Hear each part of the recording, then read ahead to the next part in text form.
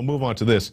MSNBC censors NSA whistleblower Russ Tice minutes before interview.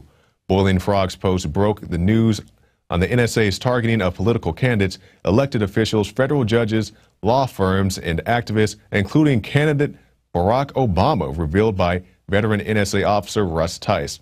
Tice went on the record for the first time with new revelations and names of official culprits involved in the NSA's illegal practices, and explained in detail how the National Security Agency targets, sucks in, stores, and analyzes illegally obtained content from the masses in the United States of America.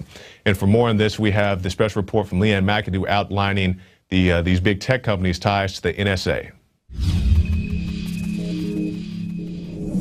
Tech companies tied up with the NSA's internet surveillance scandal have released government data requests this week in an effort to maintain user trust when it comes to the handling of their personal information.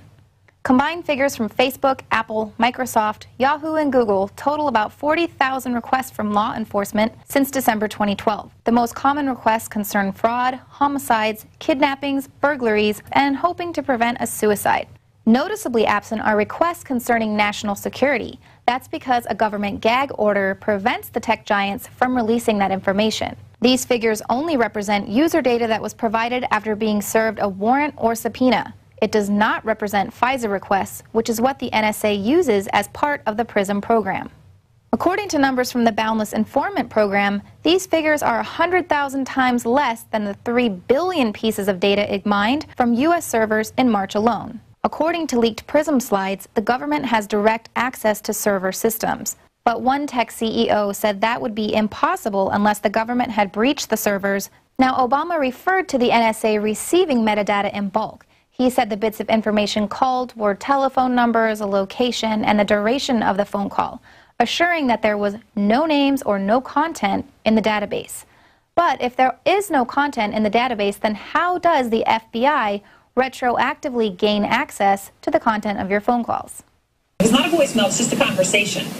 There's no way they actually can find out what happened, right? Unless she tells them.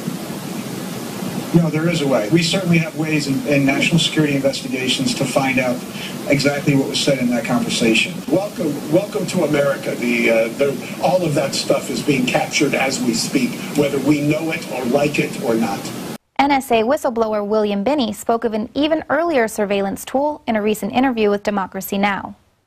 The Naris devices that they deployed starting, I think, around 2003 onto the fiber optic networks were capturing the emails and voice over IP, and that was being stored. That's why you have to build places like Bluffdale in Utah, that's a big storage facility, because they're collecting so much data. The content is really the bulk that needs to be, that they're storing. Now, Binney went on to say that the content collected on the fiber optic lines only represented about 80% of what's on the internet. But by going to the tech company servers, the NSA is able to fill in the holes and get a complete picture of what is actually on the internet. All that data will be stored in the Utah Spy Center, which Binney says will hold up to 500 years worth of all the world's communication, and its main focus will be analysis and code breaking. I'm Leanne McAdoo, and this has been an InfoWars Nightly News Alert. All right, thank you, Leanne, for that report. And I just don't see why people can't draw the lines. And I gave this example, I believe, last week. Think about Xbox. There's a lot of talk about the Xbox One coming out.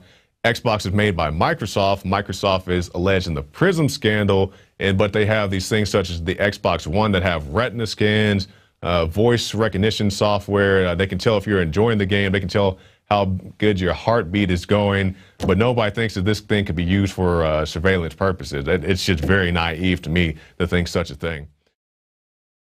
Now you can watch Alex Jones live at Infowars.com/show. You'll find links to all of our content there and a free 15-day trial for Prison Planet TV.